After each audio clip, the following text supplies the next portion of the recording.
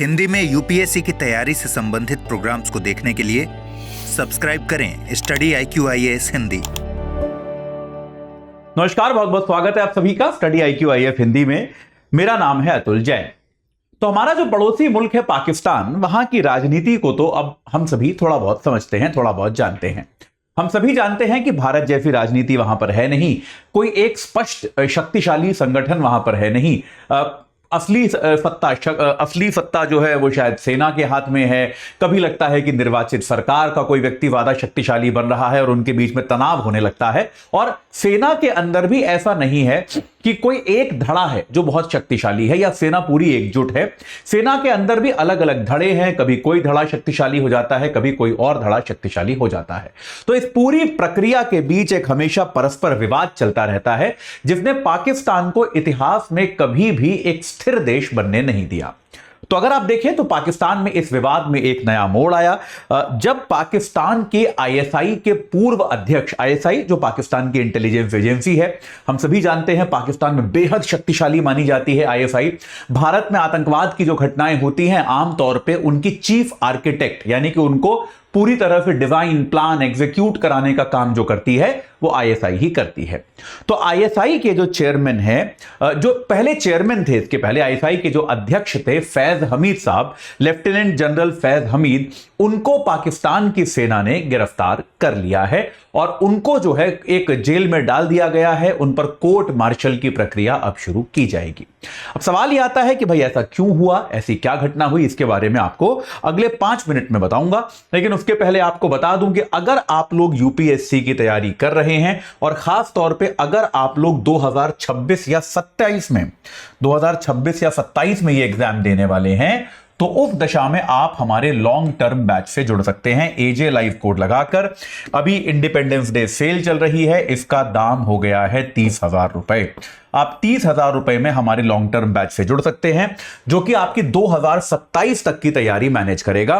तो इसमें आपको जो है पहले वर्ष हम लोग बेसिक पढ़ाते हैं और दूसरे वर्ष से आपका एडवांस तैयारी शुरू होता है, ताकि आपको गति से कोई समस्या ना हो।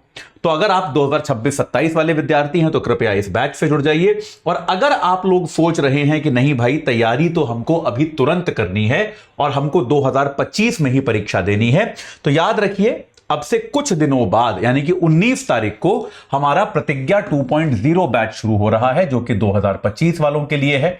इसमें अब क्योंकि इंडिपेंडेंस डे सेल है तो AJ लाइव कोड लगाकर आपको 23,999 का ये मिल जाएगा। याद रखिएगा इसमें ये सेल लेकिन 15 अगस्त तक ही है। तो इसमें आपको रोज 3 घंटे की live class, mentorship, daily practice questions, pre और मेंस के क्वेश्चंस का रोज समाधान, प्री और मेंस की टेस्ट सीरीज, 18 किताबें आपके घर पे, साथ में सिलेक्शन बॉक्स जिसमें तमाम तरह की स्टेशनरीज आपको मिलेंगी। और अगर आप प्री क्वालिफाई करते हैं तो इस पूरी फीस का आपको फुल रिफंड, कोई फीस नहीं होगी आपके लिए, कोर्स फ्री हो जाएगा। और साथ के साथ फुल फीस का रिफंड और साथ के साथ आपको हम जो है दिल्ली बुलाएंगे। आपका रहना खाना पढ़ना जो है मेंस की तैयारी के लिए 4 महीने तक पूरी तरह से स्टडी IQ के साथ होगा और आप मेंस की तैयारी हमारे साथ रहकर करेंगे पूरी तरह से फ्री। तो आज ही इस बैच से जुड़िए और अपनी तैयारी को सही आकार प्रदान कीजिए। याद रखिए जो भी डिस्काउंट है वो केवल 15 तारीख तक है, स्वतंत्रता दिवस तक। चलिए साहब आगे बढ़ते हैं। हां जी, तो पाकिस्तान में हुआ क्या है, 2019 से 2021 तक वहां पर एक बहुत ही शक्तिशाली सेना के व्यक्ति हुआ करते थे। लेफ्टिनेंट जनरल के पद पर थे। क्या नाम था इनका?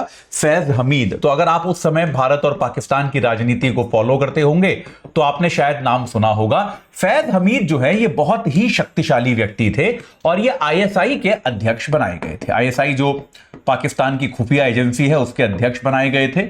और ये जो है फैज हमीद के बारे में सबको पता था कि ये इमरान खान को बड़े पसंद थे। ये इमरान खान के खास थे, बिल्कुल इमरान खान के बहुत ही विश्वास परस्त अफसर ये माने जाते थे। और इनको इमरान खान ने ISI का अध्यक्ष बनाया था। इनको अध्यक्ष बनाते हुए भी आसिम मुनीर साहब को हटाया गया था। इनके पहले जो अध्यक्ष थे वो कौन थे? आसिम मुनीर थे। आसिम मुनीर कौन है? वो वही हैं जो वर्तमान में पाकिस्तान की सेना के अध्यक्ष हैं। ये भी बहुत शक्तिशाली अफसर थे। मैंने आपको जैसे बताया, पाकिस्तान की सेना में भी क्या होता है, लॉयल्टी के हिसाब से बहुत सारे धड़े होते हैं। बहुत ही अजीबोगरीब देश है यार पाकिस्तान। पाकिस्तान को देख के आपको समझना चाहिए कि हम लोग मतलब कितने बेहतर देश में रहते हैं, वो आपको समझ में आएगा। तो भाई आसिम मुनीर साहब जो थे ये भी बड़े शक्तिशाली अफसर थे, लेकिन इमरान खान को ये पसंद नहीं थे। तो इमरान खान ने आसिम मुनीर को पद से हटा दिया और उनकी जगह जो है फैज हमीद को पद पर बैठा दिया। 2 वर्ष तक फैज हमीद साहब जो थे ये आईएसआई के चेयरमैन रहे। उसके बाद 2021 में यह कहा जाता है कि सेना जो थी वो फैज हमीद साहब से ज्यादा खुश नहीं थी और 2021 आते आते सेना ने फैज हमीद को पद से हटा दिया। यह कहा जाता है कि फैज हमीद को सेना ने पद से हटाया और फैज हमीद को पद से हटाना ही वास्तविकता में यह माना जाता है कि सेना और इमरान खान के संबंध जो खराब हुए उसकी शुरुआत में काफी हद तक फैज हमीद को पद से हटाने से ही हुई थी। याद रखिएगा, इमरान खान भी जब सत्ता में आए थे तो सेना के फेवरेट नेता हुआ करते थे। सेना ही नहीं उनको बढ़ावा दिया था, उनको बढ़ाया चढ़ाया था और सेना ने ही एक तरह से उनको प्रधानमंत्री के पद तक पहुंचाया था। पाकिस्तान में वैसे भी आप सेना का समर्थन लिए बिना बड़े पद पर नहीं आ सकते। तो ऐसे में आखिरकार क्या हुआ, फैज हमीद साहब जो है उनको जब हटाया गया सेना द्वारा, तब इमरान खान ने सेना से थोड़ा सा लोहा लेने की ठानी, सेना से झगड़ा फसाद करने की ठानी और परिणाम आप देख रहे हैं, इमरान खान साहब अब जेल में हैं। ठीक है, तो भाई ये चीज तो हमको पता ही है। अब क्या हुआ, फैज हमीद साहब भी जो है 2021 में इनको आईएसआई के चेयरमैन पद से हटा दिया गया और 2022 में इन्होंने रिटायरमेंट ले लिया। अभी कुछ महीने का इनका कार्यकाल बाकी था। 2022 में ये अपने पद से रिटायर हो गए और अपना शांतिपूर्ण जीवन जैसे भी इनको जीना है ये जीने लगे। उसके बाद क्या हुआ, अब एक पाकिस्तान में कोई प्रोजेक्ट है टॉप सिटी। टॉप सिटी में एक हाउसिंग प्रोजेक्ट बन रहा था।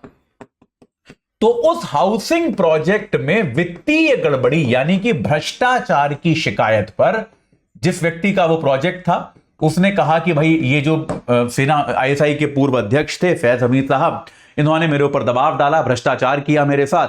तो भ्रष्टाचार के मामले में पाकिस्तान की सुप्रीम कोर्ट ने सेना को यह आदेश दिया कि आप इस आरोप की जांच कीजिए क्योंकि यह बहुत गंभीर आरोप है। तो पाकिस्तान की सुप्रीम कोर्ट ने सेना को जांच का आदेश दिया और इस आदेश को कंप्लाई करते हुए, इस आदेश को मानते हुए सेना ने आरोप की जांच की और अब सेना ने एक प्रेस रिलीज जारी करके बताया है कि जांच के आधार पर हमने फैज हमीद को गिरफ्तार कर लिया है। इस जांच के परिणाम के आधार पर फैज हमीद को हमने गिरफ्तार कर लिया है। गिरफ्तार करके उनको जेल भेज दिया गया है और अब उन पर कोर्ट मार्शल की प्रक्रिया जो है वो शुरू करी जाएगी। यानी कि सेना के अंदर जो भी न्यायिक प्रक्रिया होती है, दंडात्मक प्रक्रिया होती है, वो सारी की सारी अब फैज हमीद पर शुरू की जाएगी।